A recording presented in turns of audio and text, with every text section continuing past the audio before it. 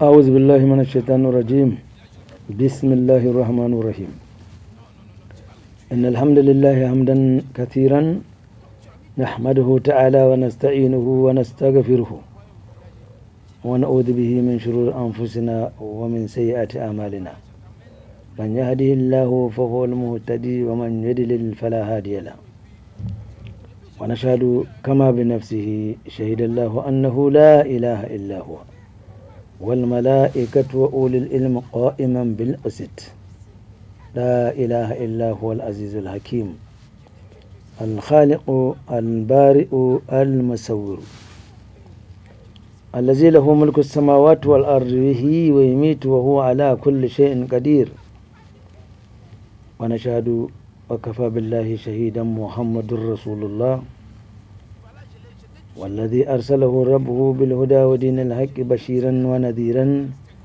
وداعيا إلى الله بإذنه وسراجا منيرا بلغ رسالة وأدى الأمانة ونصح الأمة وكشف الغمة وجاهد في الله حق جهاده حتى أتاه اليقين خاتم النبيين وإمام المجاهدين الذي لا ينطق عن الهوى إن هو إلا وحي يوحى علمه شديد القوى الذي جاء بكتاب عزيز لا يأتيه الباطل من بين يديه ولا من خلفه تنزيل من حكيم حميد كتاب الذي من قال به صدق ومن عمل به أجر ومن حكم به عدل ومن دعا إليه فقد هدي إلى صراط مستقيم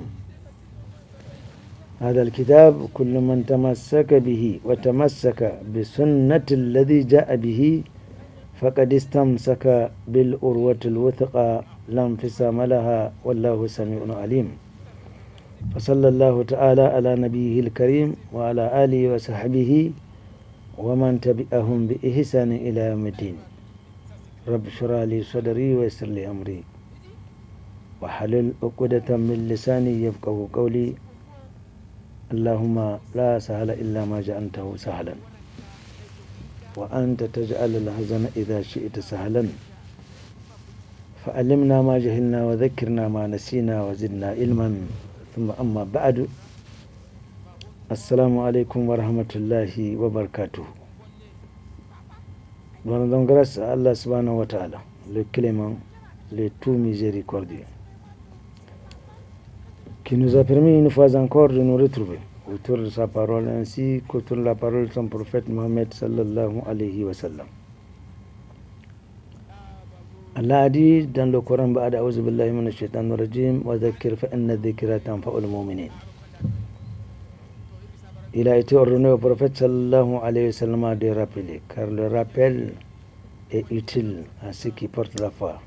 Ceux-là qui ont le souci de sauver leurs âmes des affres de l'enfer et qui se conforment au commandement d'Allah subhanahu wa ta'ala en suivant la stricte sunna du prophète sallallahu alayhi wa sallam.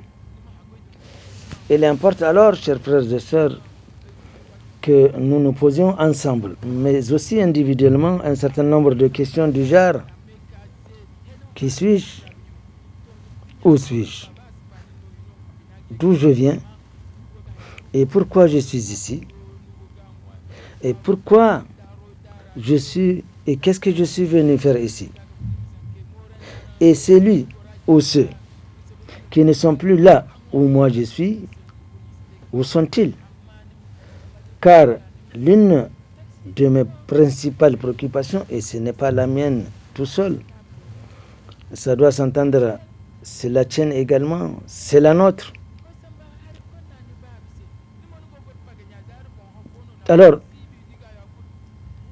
toi mon frère, toi ma sœur, ainsi que l'ensemble des Bani Adam, c'est qu'un jour, nous devons savoir, un jour dont nous ne maîtrisons pas la science, un jour dont nous ne maîtriserons jamais la science, viendra, donc arrivera inévitablement, mettre fin à notre présence d'ici-bas pour un voyage que je qualifierais de long et dont l'horizon demeure invisible, mais certain. Chers frères et chers sœurs, se poser ce genre de questions, c'est déjà ausculter les signes de notre souci à leur donner des réponses. Mais en attendant, sachons-le et qu'Allah subhanahu wa ta'ala nous y aide, nous sommes un élément de ce gigantesque et incommensurable processus de la création au sein de laquelle toi, elle, moi, nous les Bani Adam, minuscules créatures de l'ensemble cosmique, nous jouissons d'un privilège et de nombreux avantages et de bien d'autres considérations. C'est Allah, le Créateur lui-même, l'Omniscient, qui le déclare on ne peut plus solennellement quand il dit Ba'ada a'udhu billahi minash shaitanir rajim wa laqad karramna bani Adam wa hamalnahum fil barri wal bahr wa razaqnahum min at-tayyibat wa faddalnahum ala kathirin mimman khalaqna tafdilan. Dans cette sublime révélation, Allah rappelle qu'il a honoré, il a certainement honoré le Bani Adam. Il l'a transporté tant sur terre que sur les mers, ainsi que dans les cieux. Et Allah subhanahu wa ta'ala a pourvu pour lui des aliments délicieux. Par rapport à ce que nous pouvons observer des autres créatures, notamment les animaux, regardez de quoi ils se nourrissent. C'est une question de survie. Quant à toi, l'homme, regarde, fais la comparaison. Allah te le rappelle qu'il a pourvu pour toi des bonnes nourritures. Mieux, Allah dit qu'il a créé, il a préféré les Bani Adam, il les a préférés à d'autres créatures. Le Créateur Allah subhanahu wa ta'ala décide de proclamer que les bienfaits dont il nous a fait bénéficier sont si importants que nous ne saurions les dénombrer si nous allons nous mettre à les décompter. Et ceci en termes de mesures d'accompagnement. Donc tout ce que nous voyons comme bienfaits accordés ici par Allah subhanahu wa ta'ala ne constituent que des mesures d'accompagnement nous permettant de mieux adorer Allah subhanahu wa ta'ala. Il nous l'a dit sur un ton plus ou moins clair. Allah dit wa atakum min kulli ma sa'altumuhu wa in ta'uddu ni'matallahi la tuhsuha innal insana lazalumun kafar. Allah dit qu'il nous a accordé tout ce dont nous avons exprimé comme besoin et ce dont même nous n'en avions pas exprimé. Et il nous dit wa in ta'uddu ni'matallahi, si nous allons nous mettre à décompter les bienfaits qu'Allah subhanahu wa ta'ala nous a accordés, la tuhsuha, nous ne saurons les démontrer. Nous saurons les dénombrer, nous saurions les comptabiliser, tous ces bienfaits. Innal insana, telle est la nature qu'Allah subhanahu wa ta'ala a voulu accorder au Bani Adam, l'adalumun kafar, il est foncièrement injuste, il est foncièrement ingrat. Injuste parce que il s'est permis d'accepter la amana sans se rendre compte des responsabilités qui l'incombent en acceptant cela. Allah subhanahu wa ta'ala avait proposé la amana à des créatures gigantesques telles que les cieux, la terre et les montagnes. Ces créatures ont décliné l'offre, elles ont eu peur. Mais l'être humain, sans être invité dans le texte, lui, il s'engage à accepter la amana. C'est toujours le Coran qui nous rappelle ces vérités. Inna aradna al-amanata ala samawati wal ard wal jibal fa abayna an yahmilnaha wa ashfaqna minha wa hamalaha al-insanu innahu kana zaluman jahula. Ici, Allah subhanahu wa ta'ala, dans le premier verset, Innal insana lazalumun kafar, il est foncièrement ingrat. C'est-à-dire qu'il ne remercie pas Allah subhanahu wa ta'ala de combien sont-ils ceux-là à qui Allah a donné. On vient solliciter ces biens qu'Allah subhanahu wa ta'ala a confiés, mais les détenteurs de ces biens disent qu'ils n'en ont pas. Et l'être humain n'est pas prêt à remercier Allah subhanahu wa ta'ala pour ses bienfaits. Dans le dernier verset, Allah subhanahu wa ta'ala dit qu'il a proposé la amana aux cieux, à la terre ainsi qu'aux montagnes. Elles ont décliné l'offre, elles ont eu peur. L'être humain, sans être invité dans le texte, parce que dans le texte il n'a pas été invité, il dit moi je suis capable. Et l'être humain se propose lui de prendre la amana. Ici Allah dit qu'il est injuste. Parce qu'il ne sait pas, il est injuste contre lui-même. Jahoulan, il est complètement ignorant des circonstances ou des conséquences qui l'attendent en acceptant de rendre la amana. C'est-à-dire, on accepte ici de poser un certain nombre d'actes et que dans l'au-delà, on aura à rendre compte. Ça, Allah traite l'être humain d'ignorant et également d'injuste. Ignorant, en ignorant les conséquences qui l'attendent, injuste, il se fait du mal à lui-même sans qu'il ne le sache. Subhanallah.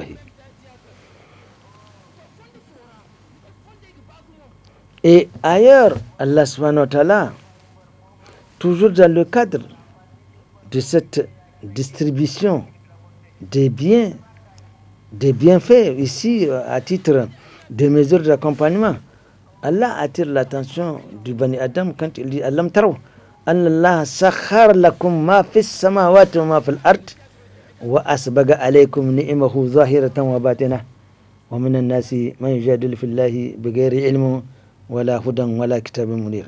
N'as-tu pas vu qu'Allah subhanahu wa ta'ala a mis à la disposition du Bani Adam tout ce qui est dans les cieux et la terre? Regardez, l'oxygène, il est là en quantité suffisante. Le soleil brille pour nous, la pluie tombe, la nuit, nous avons les éclairs, nous avons tous ces bienfaits apparents. Et Allah subhanahu wa ta'ala dit, est caché. Par apparent, il y a des bienfaits que nos aïeux n'ont pas connus, dont nous connaissons aujourd'hui, mais il y a des bienfaits également dans le futur que nous ne connaissons pas ici et qui seront connus de nos enfants qui viendront après nous. Alors, mon frère, ma chère sœur, est-ce que nous nous sommes posés des questions pour savoir pourquoi nous bénéficions de ces privilèges? Avions-nous en pris conscience? Est-ce parce que nous sommes les fils d'Adam? Mais alors, qui sommes-nous vraiment? Allah subhanahu wa ta'ala nous le rappelle sur un ton un peu plus clair. Ya ayyuhannas, inna khalaqnakum min dhakarin wa untha wa ja'alnakum shu'uban wa qaba'ila lita'arafu inna akramakum indallahi ataqakum inna Allaha aliman khabir. Allah nous rappelle en nous interpellant, nous autres les fils d'Adam, qui nous a créés à partir d'un mâle et d'une femelle, allusion ici à Adam alayhi salam et à son épouse Hawa'u. Allah subhanahu wa ta'ala, nous en avions fait de vous des peuples wa qaba'ila et des tribus de différentes races. Limadha ya Rab lita'arafu, afin que vous vous connaissiez. Ça c'est un français, ça c'est un anglais, voilà un Hausa, voilà un Germain, voilà un Yoruba, voilà, lita'arafu, afin que vous connaissiez. Mais sachez que le critère d'appréciation auprès d'Allah subhanahu wa ta'ala, c'est pas que vous soyez riche, que vous soyez beau ou belle, que vous soyez le fils d'un ceci ou de cela, ou que vous êtes un noble, etc. Le critère d'appréciation pour Allah subhanahu wa ta'ala, inna akramakum indallahi atqakum, c'est celui qui craint Allah le plus. Tous les peuples sont identiques auprès d'Allah subhanahu wa ta'ala. Le meilleur d'entre vous, celui qui sera le mieux apprécié auprès d'Allah subhanahu wa ta'ala, c'est celui-là qui le craint le plus. Ni plus, ni moins. On n'a pas besoin d'être le fils de ceci ou le fils de cela et de tenir quoi que ce soit, etc., etc. Non, le critérium d'appréciation auprès d'Allah, c'est la crainte, la piété, la manifestation de l'acceptation de tous les commandements, de tous les ordres qu'Allah subhanahu wa ta'ala a envoyé à travers son prophète Mohammed sallallahu alayhi wa sallam et le suivi de sa sunna. C'est tout. Le seul critère qu'Allah subhanahu wa ta'ala place pour vous situer.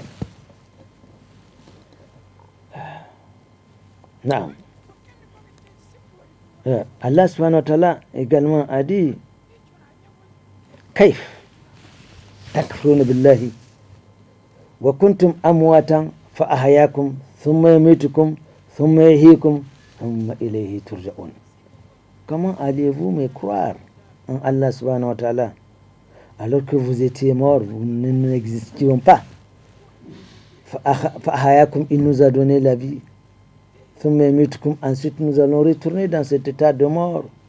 ثم يحييكم, et il y aura une résurrection qui aura lieu.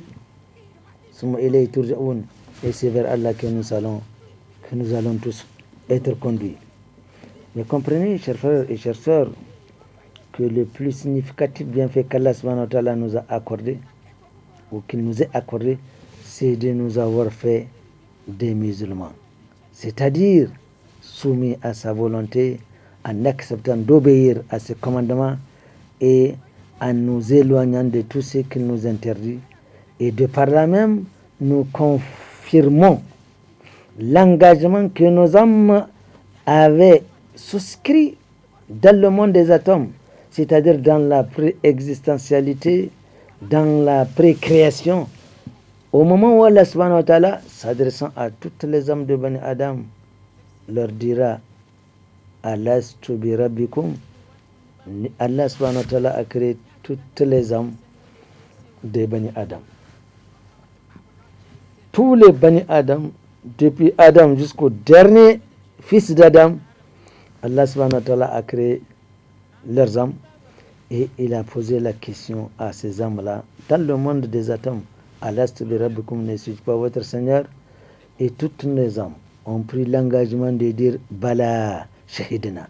Oui, nous attestons que oui, tu es notre Seigneur. Bala Shahidina dans l'au-delà. Eh bien, nous verrons ce que ça veut dire dans le Siba. Ainsi donc, notre acceptation de sa religion, l'islam, corrobore cet engagement primitif. Et c'est pourquoi, en termes de rappel, Allah subhanahu wa ta'ala nous pose un certain nombre de questions. Afahasibtum annama khalaqnakum abatan wa annakum ilayna la turja'un. Pensez-vous que nous vous avions créé comme ça, sans but, et que vous ne seriez pas retournés vers nous? Fata'ala Allahul Malikul Haq. Béni soit Allah subhanahu wa ta'ala, le détenteur du pouvoir vrai, le pouvoir Malikul Mulk, celui qui détient le pouvoir avec un P majuscule, qui n'a peur ni d'une insurrection populaire, ni des résultats des élections transparentes, encore moins la crainte d'un coup d'État, etc., etc. C'est Allah. Malikul Mulk, il est le détenteur du pouvoir absolu avec un P majuscule. La ilaha, il n'y a aucune divinité illa huwa, en dehors de lui, Rabbul Arshi al-Karim, le Seigneur du majestueux trône. Allah subhanahu wa ta'ala nous a posé cette question. Ahasiban nasu an yutraku Soudan. Pensez-vous qu'on allait vous laisser comme ça grandir comme des arbres sans que vous ayez des comptes à rendre? Allah subhanahu wa ta'ala ailleurs il a dit Ba'da a'udhu billahi minash shaitanir rajim, bismillahir rahmanir rahim, alif lam mim, ahasiban nasu an yutraku an yaqulu amanna wa hum la yuftanun. ولقد فتنا الذين من قبلهم فلا يعلمن الله الذين صدقوا ولا يعلمن الكاذبين. Allah dit, l'être humain, les humains pensent qu'on va les laisser sans qu'ils ne fassent l'objet d'une épreuve. Oui, les épreuves. Nous en avions vu la semaine dernière. Il faut aimer avoir des épreuves, car au sortir d'une épreuve, le croyant se trouve encore plus regardé dans sa foi. Sa foi monte. Dans la mesure où, en présence d'une épreuve, il se confie à Allah subhanahu wa ta'ala. Il sait qu'Allah subhanahu wa ta'ala est en train de l'éprouver. Parce qu'il est parti du principe que Allah subhanahu wa ta'ala absolument rien ne saurait nous arriver illa ma katabana. Lan yusibana, aucune chose ne saurait nous arriver. Lan yusibana illa ma kataballahu lana. Qu'est-ce que Allah subhanahu wa ta'ala nous aurait destiné? Nous verrons un peu plus loin dans la définition de la foi. Donc, allez-vous penser qu'on va vous laisser parce que vous dites nous sommes des croyants sans que vous ne fassiez l'objet d'une épreuve? Allah nous dit, certes, ceux qui vous ont dévancé ont également fait l'objet de cette épreuve, et Allah, à travers laquelle Allah subhanahu wa ta'ala a découvert. Et Allah a découvert qui sont ceux qui sont véridiques et qui sont ceux qui sont menteurs. Parce que quand on a la foi, on est rassuré, on est tranquille, absolument rien ne perturbe votre tranquillité. Le croyant, une fois qu'il est devant des épreuves, il se confie à Allah subhanahu wa ta'ala. Et une épreuve peut être un bien, comme ça peut être un mal. L'un dans l'autre, le croyant accepte. Il sait que c'est Allah subhanahu wa ta'ala qui a voulu que les choses en soient ainsi. Mais quant à ceux qui n'ont pas la foi, il suffit qu'un vent souffle ou qu'il pétine une aiguille, c'est fini. Ils vont disjoncter et chercher à accuser Pierre, à accuser Issa, etc., etc. Alors, il est clair que le croyant, il se confie en Allah subhanahu wa ta'ala. Nous remarquons qu'à travers ce qui précède, que ni notre création, ni l'octroi de ses bienfaits n'est pas sans but, n'est pas sans objectif. Allah, Seigneur des cieux et de la terre, en a défini les raisons. Ce n'est ni pour nos beaux yeux, et cela n'est pas sans but. Nous devrons le comprendre. Nous ne sommes pas ici sans but. Non, il y a une raison. Car Allah subhanahu wa ta'ala nous en a rappelé quand il dit وَمَا خَلَقَتُ الْجِنَّ وَالْإِنسَ إِلَّا لِيَعْبُدُونَ. Les génies et nous autres les humains, nous ne sommes créés que pour adorer Allah subhanahu wa ta'ala. Allah dit ma uridu minhum min rizqin.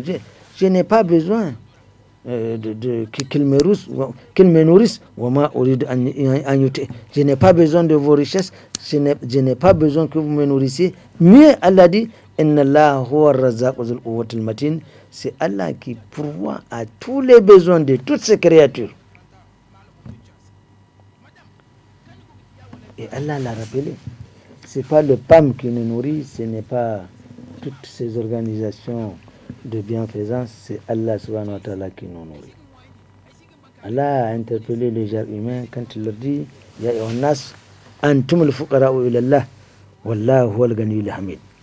In yasha yuzhibukum wa ya'ti bi khalqin jadidin wa ma zalika 'ala Allah bi'aziz. Vous les humains, c'est nous qui avions besoin d'Allah subhanahu wa ta'ala. Allah se passe royalement de ses créatures. Parce que Allah est gagné, il est riche. Hamid, il est digne de louange. Si Allah l'aurait voulu, il allait complètement nous faire disparaître. Et qu'il nous fasse remplacer par une autre population. Sachez que cela n'est pas impossible pour Allah subhanahu wa ta'ala. Donc si nous nous permettons, et il a dit dans un hadith au-dessus, que si toutes ces créatures, et les génies, et les humains, s'entendent pour refuser d'adorer Allah subhanahu wa ta'ala, cela n'aurait en aucune façon intervenir dans la marche de l'organisation ou de la gestion de l'humanité ou du cosmos. Soit que nous acceptons d'adorer Allah subhanahu wa ta'ala, cela n'augmenterait en rien. Soit que nous nous entendons tous pour refuser de l'adorer, cela ne diminuerait absolument rien dans le royaume d'Allah subhanahu wa ta'ala. Allah subhanahu wa ta'ala aussi, une fois encore, interpellé le genre humain. Ya ayyuhannas, uzkuru ni'matallahi alaykum. Hal min khaliqin ghayri Allahi yarzuqukum min as-sama'i wal ardi? La ilaha illa huwa. Fa anna tufakun. Là, nous l'avions dit que c'est pas le PAM, c'est pas. Non, c'est Allah subhanahu wa ta'ala qui nous nourrit et il veut nous le faire comprendre en interpellant le genre humain. Uzkuru ni'matallahi alaykum. Mais soyez reconnaissants en vous rappelant de ces bienfaits qu'Allah subhanahu wa ta'ala nous a accordés. On n'a pas besoin de les citer. Mais à titre d'exemple, Allah a fait que tu vois. Et à côté de toi, il y a quelqu'un qui ne voit pas. Une façon de mettre en évidence l'importance de cette vue. Tu entends, à côté de toi, on a fait un sourd, etc., etc.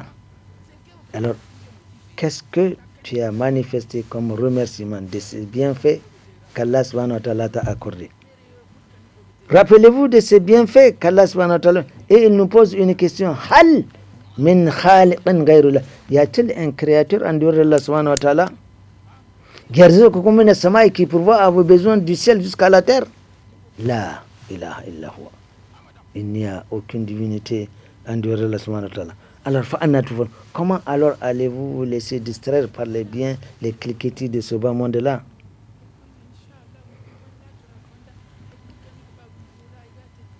Il y a lieu aussi de rappeler cette autre vérité divine qui veut que c'est tout simplement Allah subhanahu wa ta'ala seul qui pourvoit à tous les besoins de toutes ces créatures. Cela est clair.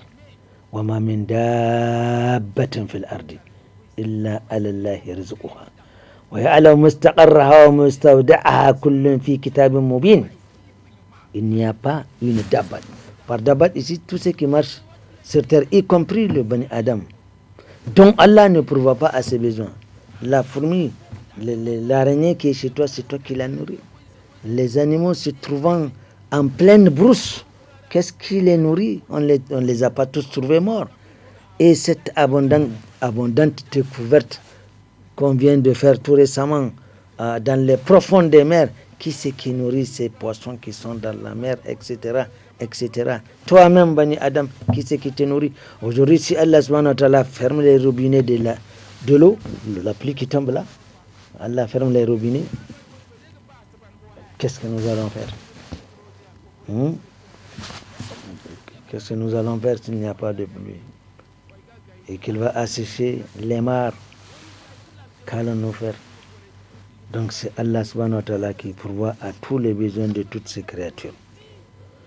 Oui, Allah mustaqarraha wa mustaqarraha. Allah sait ce que chacun vit, où chacun vit et ce que chacun fait. Kullun fi kitabin mubin, cela est transcrit dans le grand livre.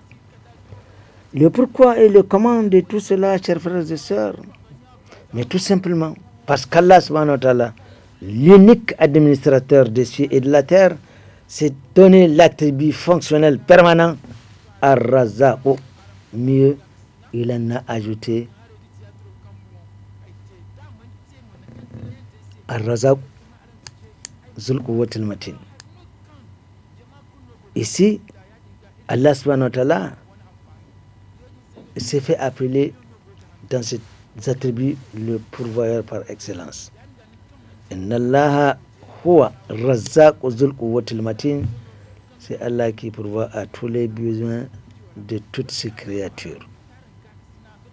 Allahu Akbar. Chers frères et sœurs, voilà qui est clair et qui doit l'être dans nos esprits et dans nos consciences. Nous ne sommes pas créés, nous ne sommes créés que pour adorer Allah subhanahu wa ta'ala seul, sans rien lui associer, et ceci sans condition, ni compromis, ni compromission. Et quelle que soit par ailleurs la grandeur ou l'importance de l'objet associable. Allah subhanahu wa ta'ala a donc invité le Bani Adam de l'adorer. Ya ayyuhan nas ubudu rabbakum allazi khalaqakum min nafsin wahida allazi khalaqakum wallazi min qablikum la'allakum tattaqun. Allah ordonne au Bani Adam de l'adorer, comme ceux qui nous ont précédés également ont adoré Allah subhanahu wa ta'ala. Lui seul, sans rien lui associer, nous l'avons dit, quelle que soit la grandeur, l'importance, l'éminence de l'objet à adorer. Allah l'a dit, وَلَا يَأْمُرْكُمْ أَنْ تَتَّخِذُوا الْمَلَائِكَةَ وَالنَّبِيِّينَ أَرْبَابًا أَيَأْمُرُكُمْ بِالْكُفْرِ بَعْدَ إِذْ أَنْتُمْ مُسْلِمُونَ. Allah dit qu'il ne nous est pas permis de prendre les anges qui ont quand même une certaine position, une certaine proximité auprès d'Allah subhanahu wa ta'ala, et nous savons la nature à travers laquelle Allah subhanahu wa ta'ala a créé les anges. La ya'asuna Allah ma amarahum wa yaf'aluna ma yu'marun. Ils sont créés à travers des prédispositions à ne pas désobéir à Allah subhanahu wa ta'ala. Ce qui est l'une des caractéristiques de nous autres, les Bani Adam et les djinns, qui sont appelés à adorer Allah subhanahu wa ta'ala sans rien lui associer. Donc nous n'avons aucun droit d'associer ces anges, quelle que soit leur proximité, ainsi que l'éminence dont jouissent les prophètes, les envoyés d'Allah subhanahu wa ta'ala. Il n'est pas permis d'adorer Allah avec aucun des prophètes d'Allah subhanahu wa ta'ala. Adorer Allah en lui associant des anges ou des prophètes, c'est une mécréance. Après que vous soyez soumis à la volonté d'Allah subhanahu wa ta'ala, non. Mais qu'est-ce qu'on peut entendre ou comprendre par adorer Allah subhanahu wa ta'ala? C'est d'être musulman, c'est-à-dire accepter l'islam.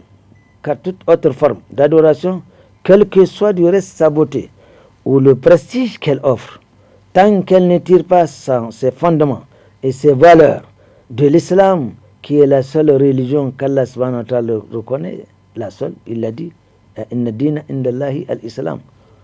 Auprès d'Allah subhanahu wa ta'ala, seul l'islam prévaut comme religion, ne saurait donc être considéré comme valide. Aucune autre forme d'adoration d'Allah subhanahu wa ta'ala qui ne se situe pas dans le cadre de l'islam, quelle que soit sa beauté, quel que soit l'avantage, ce n'est pas valide. On perd son temps. Allah l'a rappelé sur un ton un peu plus clair. وَمَنْ يَبْتَغِي غَيْرَ الْإِسْلَامِ دِينًا فَلَنْ يُقْبَلَ مِنْهُ وَهُوَ فِي الْآخِرَةِ مِنَ الْخَاسِرِينَ. أعوذ بالله.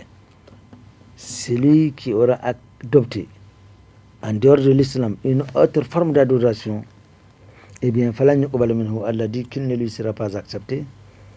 وَهُوَ فِي الْآخِرَةِ, et il sera dans l'au-delà, مِنَ الْخَاسِرِينَ, parmi les perdants, c'est-à-dire qu'il a fait un travail zéro. Qu'Allah subhanahu wa ta'ala nous en prenne. L'islam est donc la religion d'Allah subhanahu wa ta'ala, prêchée par tous les prophètes et depuis la nuit des temps, depuis Adam au prophète Mohammed sallallahu alayhi wa sallam, et elle peut se définir aujourd'hui comme une communauté, une umma, autour d'un pôle, d'un centre qu'est le Coran. Ce livre qui ne souffre d'aucune tortuosité, d'aucune erreur, d'aucune imperfection ou négligence, descendu par Allah subhanahu wa ta'ala pendant 23 ans à son prophète Mohammed sallallahu alayhi wa sallam par l'intermédiaire de l'archange Gabriel alayhi salam. Allah a dit à propos de ce livre: innal lazina kafaru bizikri lama ja'ahum innahu lakitabun azizun la ya'tihi al-batil min bayni yadayhi wala min khalfihi tanzilun min hakimin hamid. Innal lazina kafaru, ceux qui ont mécru des écrits du Coran, ils ont mécrit que le Coran c'est... Alors, la maja'ahum, lorsque l'air est arrivé, qu'ils sachent, les mécréants, innahu, lui le Coran, kitabun aziz, c'est un livre indomptable, aziz, fort, la ya'atihi al-batil min bayni yadayhi wala min khalfi, aucune erreur ne saurait lui parvenir, ni de devant, ni de derrière. Tanzil Marab al-Alamin, c'est une révélation qui vient de Hamid, d'Allah subhanahu wa ta'ala, le Hakim, Allah subhanahu wa ta'ala, le sage, Hamid, qui est digne de louange. Cette religion, l'islam, prône une soumission consciente, totale et confiante, responsable et sans condition, mais jamais aveugle, c'est-à-dire dans l'ignorance. On n'adore pas Allah Cette religion condamne l'ignorance. On n'adore pas Allah subhanahu wa ta'ala dans l'ignorance. Dans un hadith Qudsi, c'est Allah qui parle. Il dit fa'arifuni qabla an ta'buduni fa illam ta'rifuni fa kayfa ta'buduni. Apprenez d'abord à me connaître avant même de commencer à m'adorer. Parce que si vous ne me connaissez pas, quelle forme d'adoration allez-vous faire pour moi? À travers cette soumission, on proclame la shahada, c'est-à-dire la reconnaissance d'Allah, le Créateur unique, seul, qui mérite d'être adoré, et l'obéissance au prophète Mohammed, paix et bénédiction d'Allah subhanahu wa ta'ala, son serviteur et son envoyé. Premier élément, on accomplit la prière, les 5 prières canoniques. On dit on accomplit, on ne fait pas la prière. On a l'impression que trop souvent la prière c'est comme si c'est une charge. On en fait en un clin de temps. Non, le prophète sallallahu alayhi wa sallam a dit sallu kama ra'aytumuni usalli. Priez comme vous m'avez vu prier. Et les hadiths sont là. Nos ulémas nous ont produit beaucoup d'informations par rapport à ça. Nous avons tout intérêt à nous conformer à ce que le prophète sallallahu alayhi wa sallam nous a enseigné. Donc on a compris la prière, on s'acquitte de la zakat, subhanallah. Il faut s'acquitter de la zakat. La zakat n'est pas facultative, elle est obligatoire. Quand on est astreint à son acquittement. On peut vivre son islamité sans qu'on ait à payer une zakat. Car Allah subhanahu wa ta'ala dit la yukallifullahu nafsan illa ma ataha, la yukallifullahu nafsan illa wus'aha. Allah ne saurait se charger une âme que parce qu'elle peut supporter. On ne peut pas exiger de vous quelque chose que vous n'en avez pas. Allah est juste. Mais une fois que vous êtes astreint au paiement de la zakat, et combien sommes-nous aujourd'hui avec ce que nous voyons, le développement des richesses, la manifestation des richesses des gens qui roulent dans des véhicules de 40 millions, 50 millions et au-delà, qui construisent des maisons à des centaines de millions, voire s'approchant à quelques milliards, etc., etc. Bon Dieu, est-ce qu'ils payent la zakat? Ou alors ils sont malins, conscients qu'ils vont payer la zakat, ils n'attendent pas que la fortune atteigne un mois, on fait des dépenses. Donc on veut dribbler Allah subhanahu wa ta'ala. Payez vos zakats. Payez vos zakats. Le refus exprès de payer la zakat vous renvoie dans le registre des mouchriks. C'est pas moi qui l'ai dit, c'est Allah subhanahu wa ta'ala qui l'a dit. Allazina la atuna zakata. Fawailul lil mushrikina alladhina la ya'tuna zakata. Allah qualifie ceux qui refusent de payer la zakat des mouchriks. Qu'Allah subhanahu wa ta'ala nous en préserve. Alors, payer s'acquitter la zakat, le jeûne du mois de Ramadan, alhamdulillah rabbil alamin. Il faut jeûner le mois de Ramadan. On voit un engouement. Et on visite ne serait-ce qu'une seule fois dans sa vie la Kaaba si on dispose des moyens suffisants à travers le Hajj. Là également, c'est une possibilité. Si on en a, on accomplit le Hajj. Le manistata ilayhi sabila, Allah l'a dit. Vous pouvez vivre votre islamité jusqu'à la fin de votre vie sans que vous n'ayez à aller au Hajj et aller au paradis. Il n'est pas dit que ceux qui ne sont pas allés à la Mecque ne rentreront pas au paradis, on ne le dira jamais.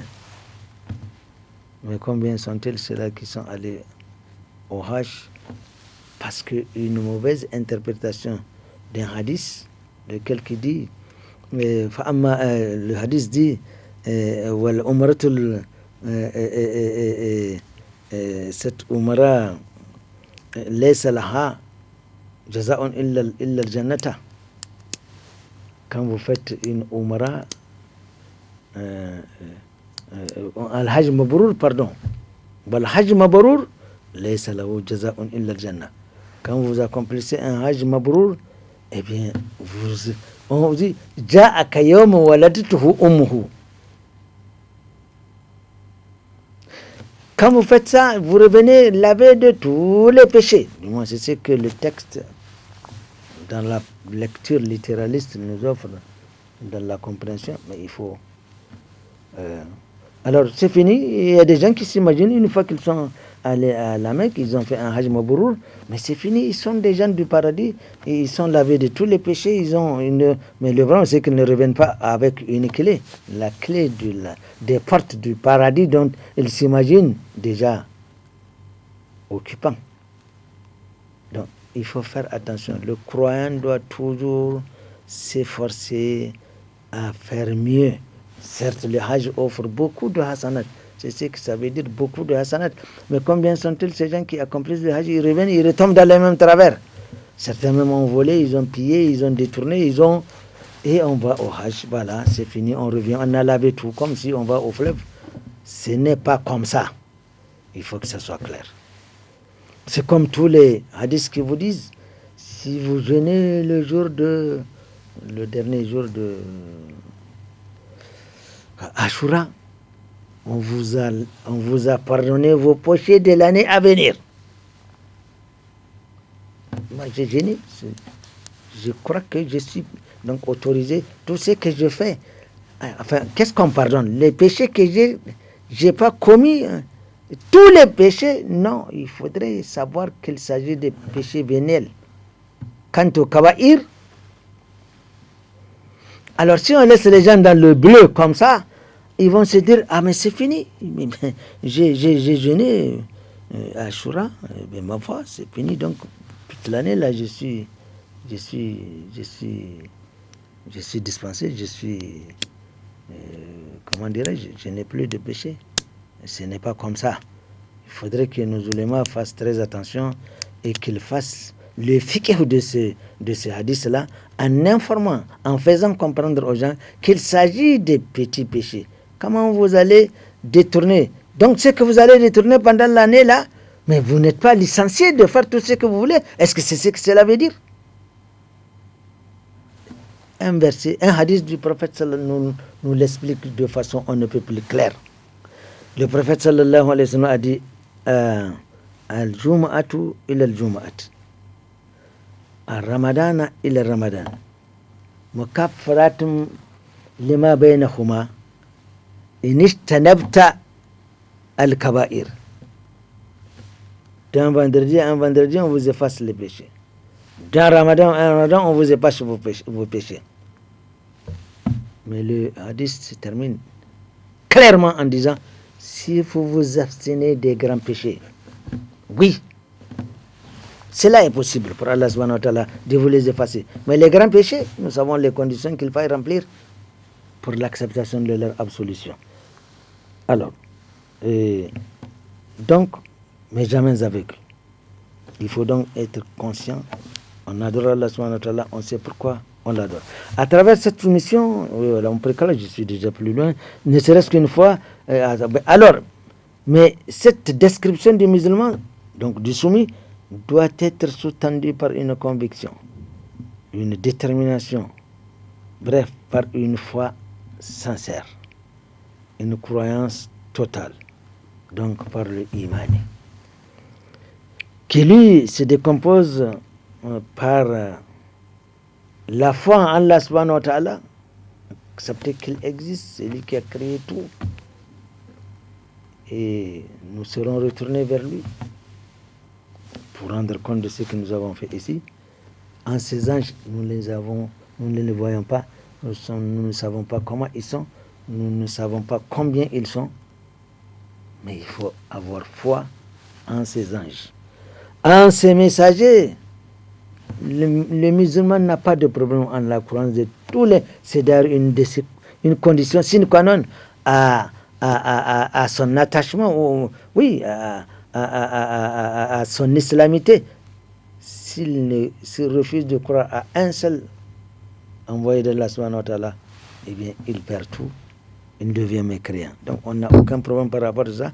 Donc, en ces messagers contenus dans ces livres et en ces messagers porteurs de ces volontés, au dernier jour du jugement dernier, c'est-à-dire au dernier jour où il jugera les créatures, parce que nous allons tous rendre compte de ce que nous avions accompli, que ce soit ouvertement ou en cachette.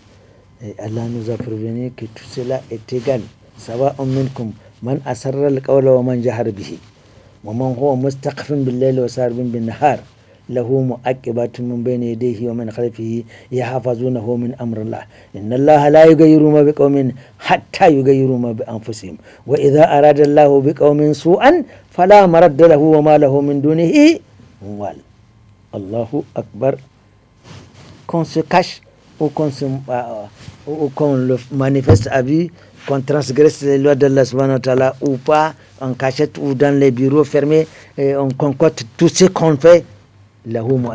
Allah a mis une administration, Allah a affecté à chaque individu une administration qui ne dort pas, qui ne se repose pas, qui n'est pas en vacances, ni absente, etc. C'est les anges. Et ils sont là. Ils transcrivent tout ce que nous faisons, tout ce que nous disons. Tu ne sauras prononcer aucune parole, poser un quelconque acte sans qu'il y ait un ange. Un bien qui va transcrire, un mal qui va transcrire. Et le jour du jugement dernier, ils vont compiler le travail et on le collera chacun à son dos. وكل إنسان ألزمناه طائره في عنقه ونخرج له يوم القيامة كتابا يلقاه منشورا. Allons-y. Donc, en la volonté de Allah subhanahu wa ta'ala d'avoir, par son omniscience, tout décidé, c'est la Qudra. Allah a de la prédestination, Allah a tout est décidé par Allah subhanahu wa ta'ala. Il y a un grand tableau. Il y a un premier tableau où il est décrit que tu fasses ceci ou que tu demandes à Allah ou pas, Allah l'a affecté pour toi.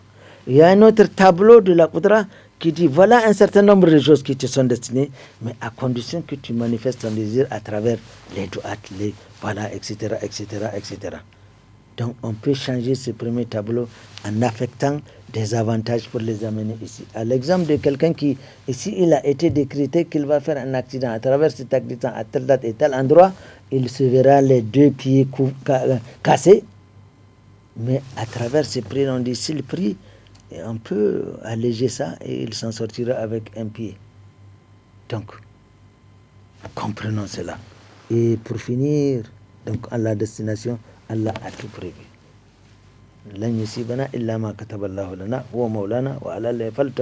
Et c'est ainsi que la position du musulman soumis qu'on occupait, on passe par celle du croyant. C'est des étapes, c'est des échelles. Islam, Iman et Ihsan. C'est le triptyque. Islam, Iman et Ihsan. C'est des degrés. Alors on passe du croyant, c'est-à-dire du pieux, du serviteur dévoué et sincère, craignant les interdits et les hudud d'Allah subhanahu wa ta'ala, et s'exhortant à la recherche permanente de l'agrément d'Allah subhanahu wa ta'ala sur tous les actes qu'il pose. Le vrai croyant est toujours connecté au réseau de son créateur verticalement. Donc il surveille tout ce qu'il fait, mais horizontalement, il doit savoir comment se comporter avec son environnement pour ne pas faire du tort à quelqu'un.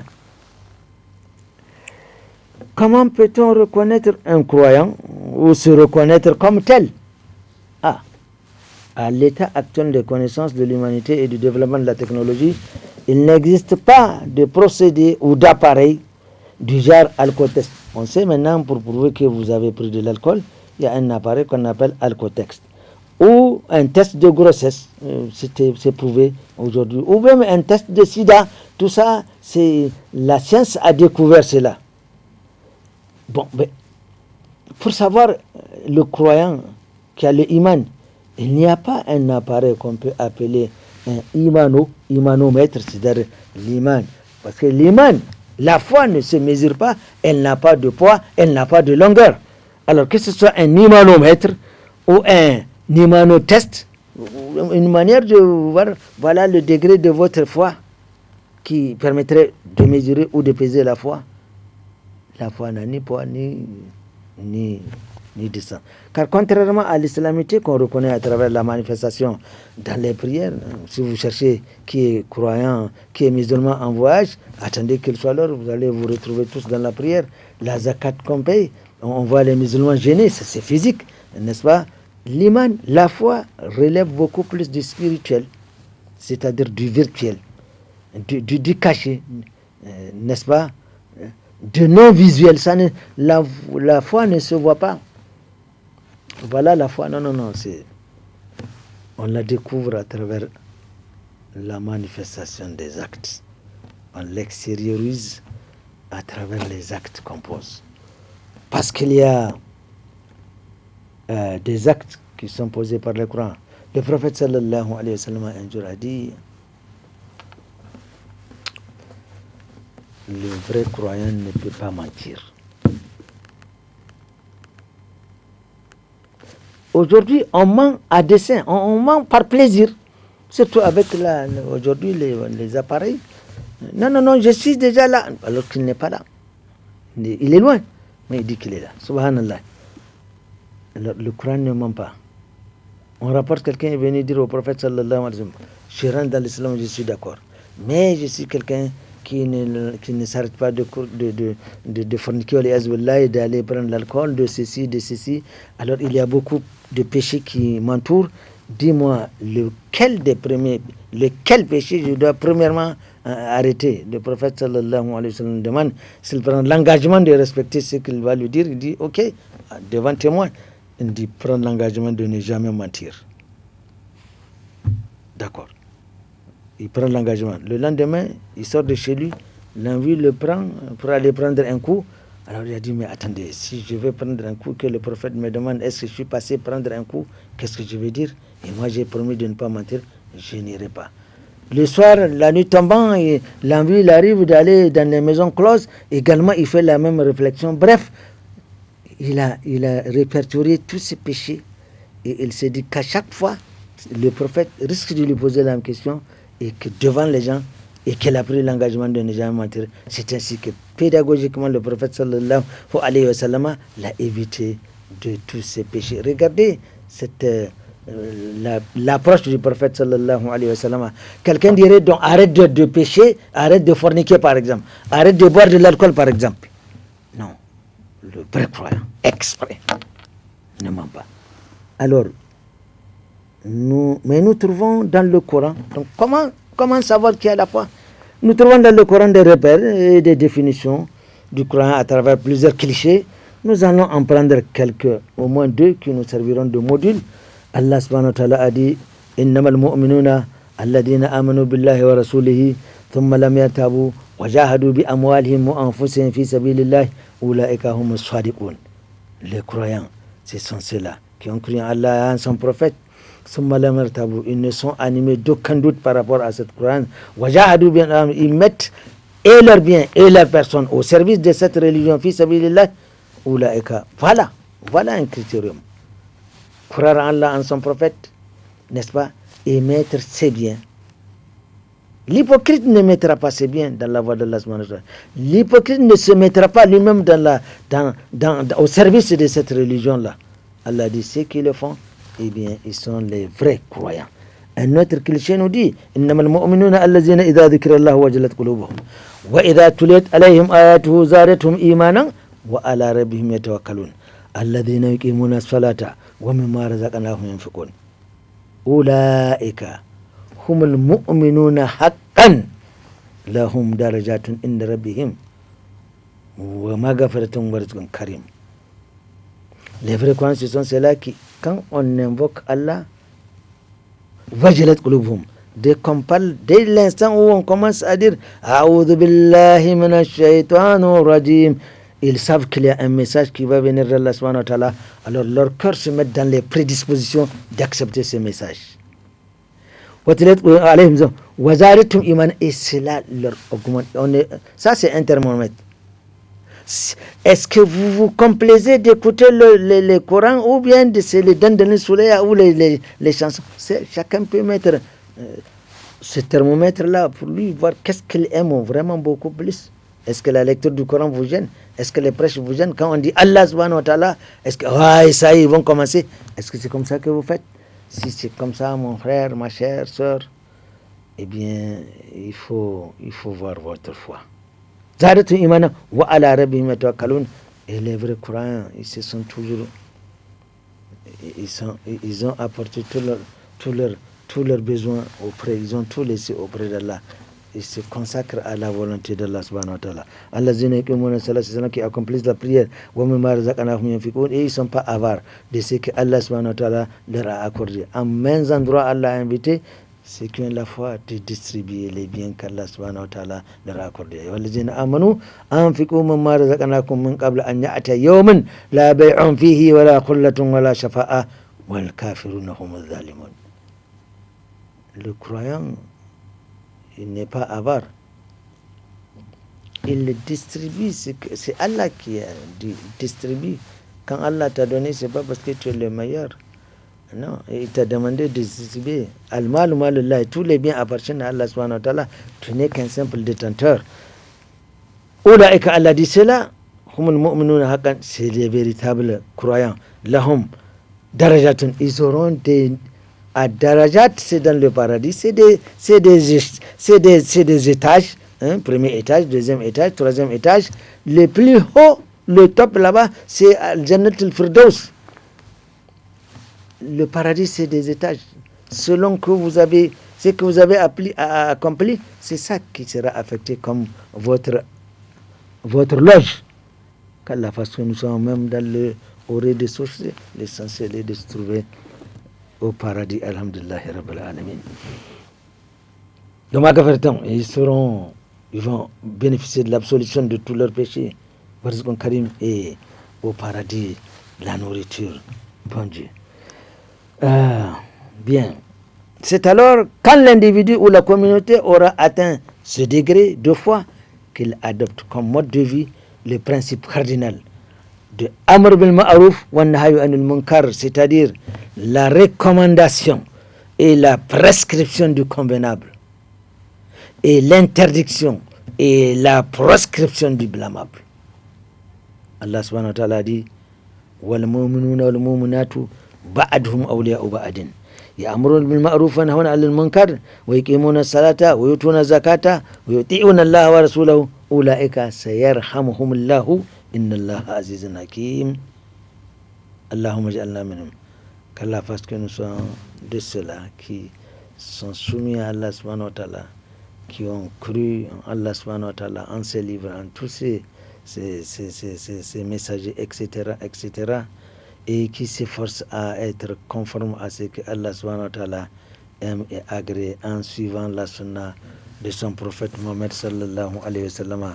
C'est ce que Allah subhanahu wa ta'ala a voulu que nous disions ici en termes de à titre de rappel.